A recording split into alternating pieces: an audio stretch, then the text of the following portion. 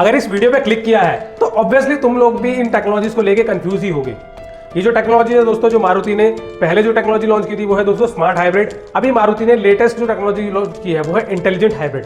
तो इन्हीं दोनों टेक्नोलॉजी के ऊपर जो आपकी जो कंफ्यूजन है, कुछ ही मिनट्स बाद ये सारी कंफ्यूजन आपकी दूर हो जाएगी। आज दोस्तों इन टेक्नोलॉजी को हम डिफरेंशिएट करेंगे 5 पॉइंट्स के ऊपर। पहला जो पॉइंट है वो है दोस्तों कॉस्ट, क्योंकि दोस्तों जब भी हम कोई चीज़ परचेज करते हैं तो उसमें कॉस्ट बहुत मैटर करती है। सेकंड जो दोस्तों हमारा जो पॉइंट रहेगा वो रहेगा दोस्तों पावर। थर्ड जो दोस्तों हमारा जो पॉइंट रहेगा वो रहेगी इसकी वर्किंग, कि टेक्नोलॉजीज वर्क कैसे करती हैं। और दोस्तों चौथा जो हमारा पॉइंट रहेगा वो रहेगा रिलायबिलिटी। और पांचवा जो हमारा पॉइंट रहेगा वो रहेंगे इनके बेनिफिट्स, कि SHVS यानी स्मार्ट हाइब्रिड के क्या बेनिफिट्स हैं और इंटेलिजेंट हाइब्रिड के क्या बेनिफिट्स हैं, और साथ ही साथ इनके नुकसान क्या क्या है इंडिविजुअली।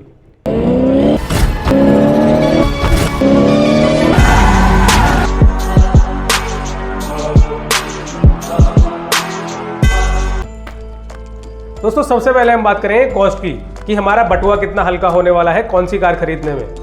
अब दोस्तों जो टेक्नोलॉजीज हैं, ये जो दोस्तों टेक्नोलॉजी है इंटेलिजेंट हाइब्रिड, ये दोस्तों सिर्फ मारुति ने जेटा प्लस और अल्फा प्लस वेरिएंट में दी है। और जो स्मार्ट हाइब्रिड है वो सिग्मा जो कि बेस मॉडल है उससे लेकर अल्फा मॉडल तक उन्होंने टेक्नोलॉजी दी है। अब दोस्तों अगर हम जेटा मॉडल की बात करें तो जेटा मॉडल के अंदर जो AMT वेरिएंट आता है उसका जो दोस्तों प्राइस रखा गया है वो है दोस्तों 15,39,000 रुपए।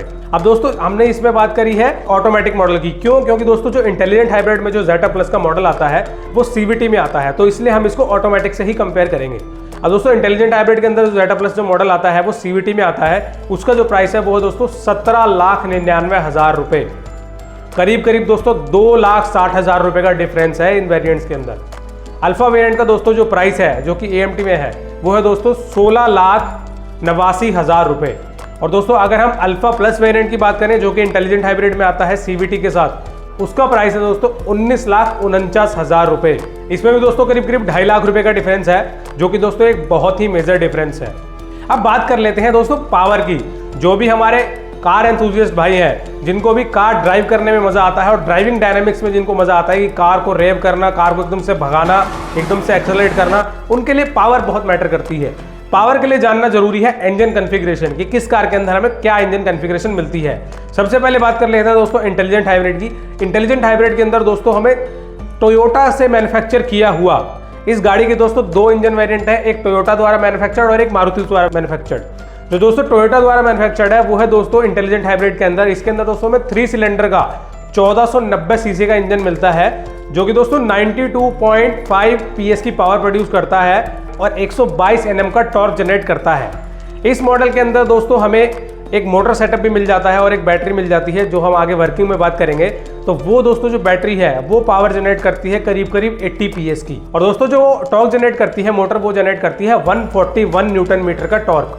अगर दोस्तों हम सिस्टम के कंबाइंड पावर की बात करें तो 115 PS का मैसिव पावरफुल हमें सिस्टम मिल जाता है, जो कि काफ़ी अच्छा कार को बूस्ट देता है एक्सेलरेशन के दौरान।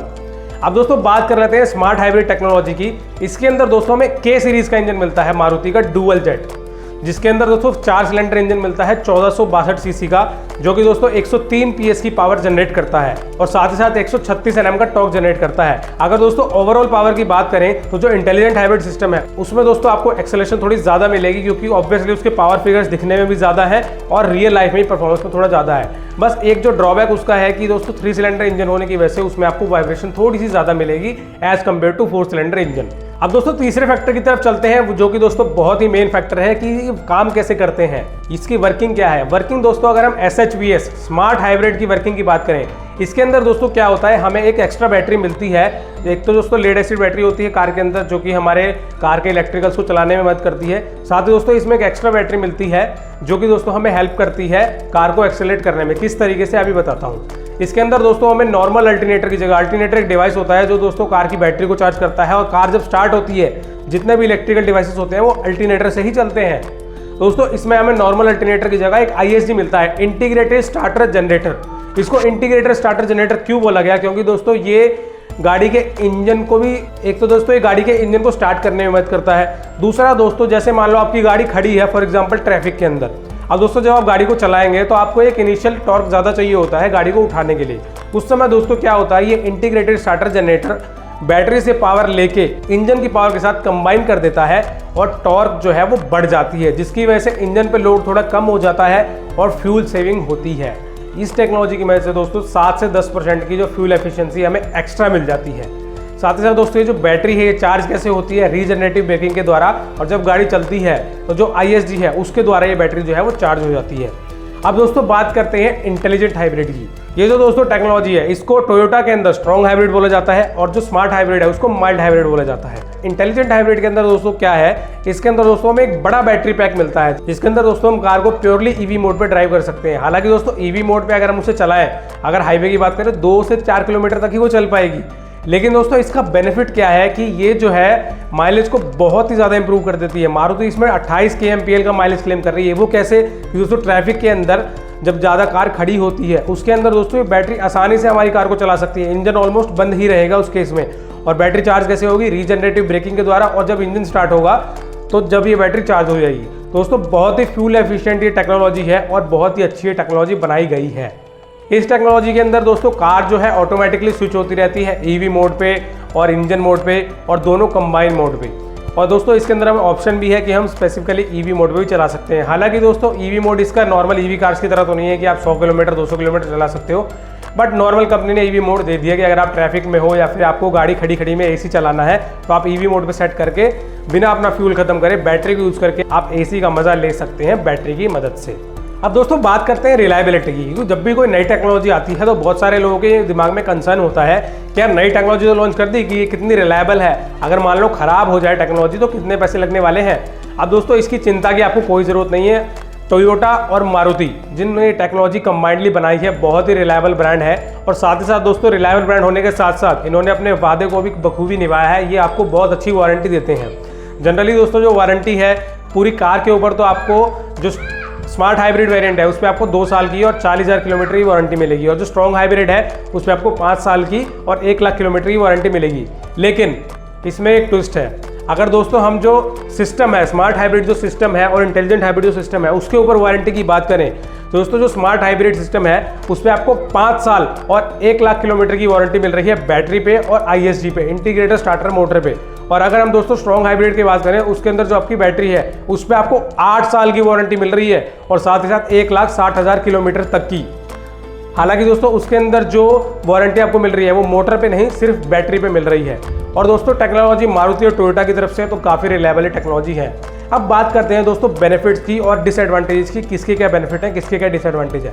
अगर दोस्तों इनिशियल कॉस्ट ऑफ बाइंग को देखें तो ऑब्वियसली स्मार्ट हाइब्रिड में बहुत ही बेनिफिट है, क्योंकि 2.5 से 3 लाख रुपए आपके स्टार्टिंग में ही बच रहे हैं खरीदने के टाइम पे।